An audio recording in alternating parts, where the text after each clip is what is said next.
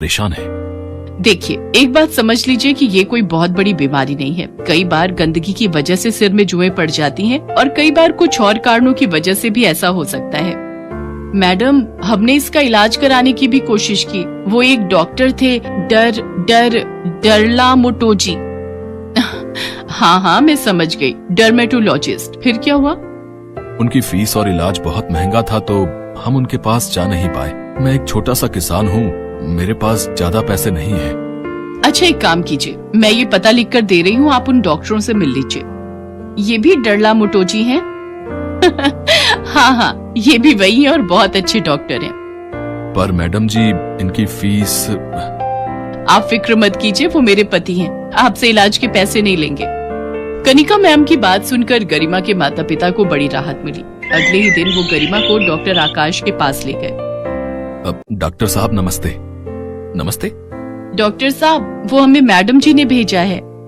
अच्छा, तो आप गरिमा के माता पिता हैं और तुम गरिमा होगी, है ना?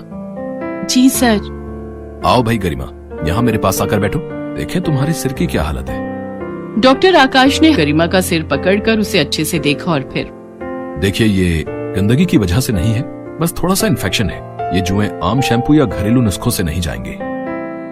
तो फिर डॉक्टर साहब, क्या इसका कोई इलाज नहीं है? अरे घबराइए नहीं, ऐसा कुछ नहीं है। मैं कुछ दवाई और लोशन लिख कर दे रहा हूँ, बाहर स्टोर से ले लीजिए। और हाँ, उन्हें कह देना कि मैंने भेजा है, तो वो आपसे पैसे कम लेंगे। डॉक्टर आकाश और कनिका मैम बहुत अच्छे इंसान थे। उन्होंने गरिमा और उसके घर वालों की बहुत मदद की थी। अब गरिमा वक्त पर आकाश की लिखी दवाइयाँ खाती और सर में लोशन लगाती। कुछ दिन बाद उसके सिर से जुएं जड़ से गायब हो गए और फिर कई दिनों के बाद, नमस्ते मैडम जी। नमस्ते गरिमा, कैसी हो? अरे वाह, तुम्हारे बाल तो बहुत ही प्यारे लग रहे हैं। हाँ जी मैडम जी, और देखिए ना, अब मेरे सिर में एक भी जू नहीं है। डॉक्टर साहब ने और उनकी दवाइयों ने तो कमाल ही कर दिया। हस्बैंड किसके हैं? कनिका मैम की बात सुनकर गरिमा जोर जोर से हंसने लगी। कुछ दिन बाद स्कूल में फिर से परीक्षाएं आई। इस बार गरिमा ने पहले से भी ज्यादा मेहनत की और पूरा पेपर अच्छे से दिया। जब परीक्षा का रिजल्ट आया तो सभी हैरान रह गए, क्योंकि गरिमा पहली बार अपनी क्लास में फर्स्ट आई थी। और इस बार क्लास में फर्स्ट आई है गरिमा, पूरे 98% मार्क्स के साथ। स्कूल के सभी बच्चों के साथ साथ उनके माता पिता और स्कूल का बाकी स्टाफ भी वहाँ मौजूद था। और ये देखकर गरिमा के माता पिता की आंखों में आंसू आ गए और खुद गरिमा भी खुशी से रोने लगी। शायद उसके माता पिता के साथ साथ उसने भी खुद से सारी उम्मीदें तोड़ ली थी, जो अब पूरी होती दिख रही थी। ये सब आपकी और डॉक्टर साहब की वजह से ही हो पाया मैडम जी, आपका बहुत बहुत शुक्रिया।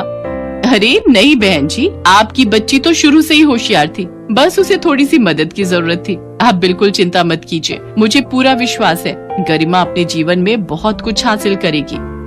हाँ मैडम जी, मैंने तो सोच भी लिया, अपनी गरिमा को मैं डरला मोटोजी बनाऊंगी। मम्मी, डरला मोटोजी नहीं, डर्मेटोलॉजिस्ट। गरिमा की बात सुनकर वहाँ खड़े सारे लोग जोर जोर से हंसने लगे। कनिका मैम भी बहुत खुश थी, क्योंकि उनकी थोड़ी सी कोशिश से एक बच्ची की जिंदगी संवर गई थी और उसके सपनों को पंख मिल चुके थे।